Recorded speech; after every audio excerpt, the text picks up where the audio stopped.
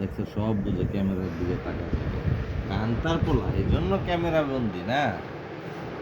এতক্ষণ তো হ্যাঁ। তাকায় ছিল ওদিকে, এখন ক্যামেরা দেখছে এদিকেই তাকাইতেছে। এই যে বাবা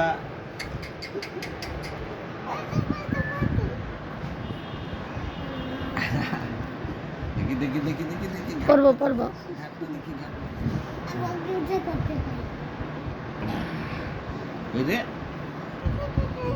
ওই জামার সাইজ ঠিক আছে না?